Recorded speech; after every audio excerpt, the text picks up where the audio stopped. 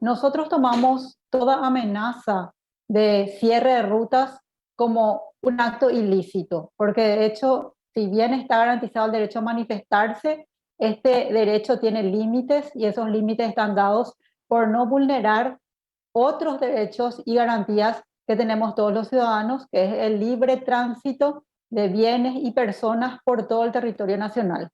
Nosotros tomamos, de hecho, como esta amenaza como grave. En este momento no estamos en condiciones, la economía no está en condiciones para sufrir un duro golpe como fue el que recibimos el año pasado con con el cierre que se produjo por más de un mes y medio prácticamente.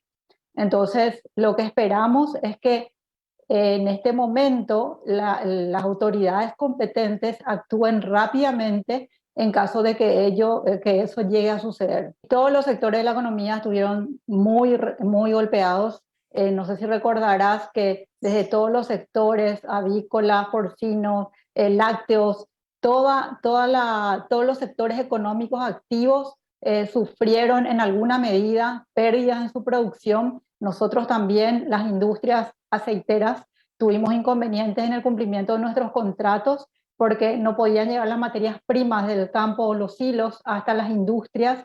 Eso significó pérdidas también para nosotros, y lo que recuerdo las cifras oficiales que iban dando era que se perdió 30 millones de dólares por día por ese cierre que fue totalmente violatorio de los derechos de todos los que sí querían trabajar y no plegarse a sus reivindicaciones, que en ese momento cabe recordar que lo que estaban buscando era coaccionar al Poder Legislativo para que apruebe un proyecto de ley que les garantizaba una ganancia del 30%. O sea, ellos querían establecer precios obligatorios por ley, vulnerando de esa manera otro principio constitucional que rige en nuestro país, de libre oferta y demanda. O sea, en el marco de la libre oferta y demanda, los particulares pueden negociar o pactar libremente los precios, cosa que ellos no querían que siga sucediendo como actualmente se maneja el mercado. Nosotros estamos comprometidos, y cuando digo nosotros me refiero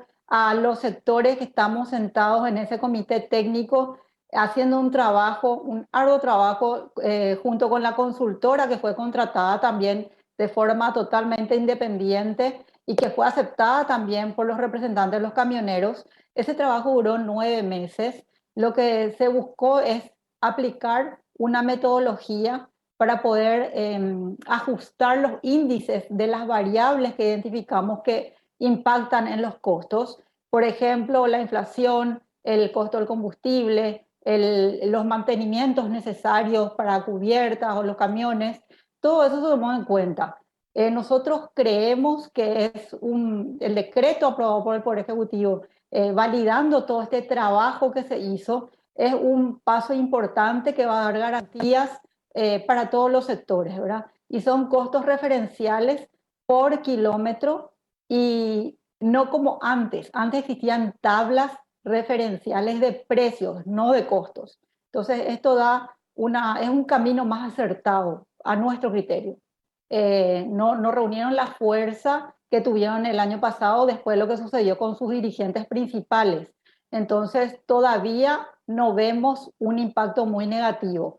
De hecho, ellos dijeron que iban a cerrar los puntos más importantes del país, y si eso sucedía, Silvia, iba a posiblemente haber desabastecimiento de los alimentos, aceites comestibles en los supermercados y otros negocios. Y si vos te ibas al supermercado y no encontrabas, o si encontrabas los productos, iban a estar seguramente a un precio más alto, porque saliendo de Semana Santa se tienen que hacer las reposiciones de esos alimentos. Y el impacto sería que la poca materia prima disponible que vamos a tener posiblemente no pueda llegar a las fábricas y no podamos cumplir con nuestros contratos. Estamos hablando que en la safriña tendríamos aproximadamente 600.000 toneladas de soja disponible, que no todo eso va a ir para las industrias, ¿verdad? Pero tendríamos que poder transportar eso. Entonces va a ser un golpe importante nuevamente para nosotros. Pero a mí me gustaría que la gente entienda también que lo que en este momento los camioneros están solicitando al gobierno no son cuestiones que son lícitas. ¿Por qué? Porque están exigiendo a la fiscalía, uno de los reclamos es que la fiscalía les exhiba las pruebas que tienen contra los dirigentes que fueron detenidos en flagrancia en el Ministerio del Interior. Entonces, eso no se puede hacer.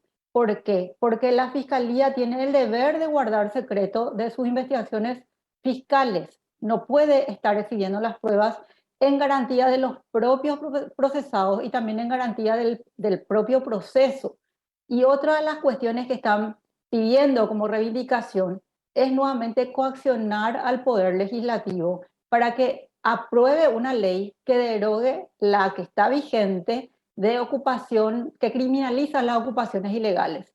Entonces, desde ese punto de vista, si uno quiere manifestarse, sus reivindicaciones tienen que ser legítimas y no buscar o forzar que se hagan cuestiones ilegales. Yo creo que la existencia del comité técnico va a poner justamente a prueba y va a poder demostrar cuáles son las motivaciones reales que pueden tener en cada movilización.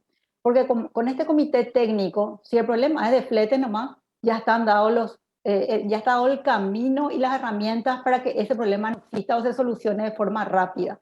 Y te digo por qué, porque en este decreto también se establece que el comité técnico tiene que reunirse por lo menos dentro de un plazo de 6 meses para revisar las variables si tuvieron modificaciones y también en casos, se podría reunir en casos extraordinarios cuando en ese plazo de 6 meses, antes de ese plazo de 6 meses, haya algún cambio en una variable, por ejemplo, combustible.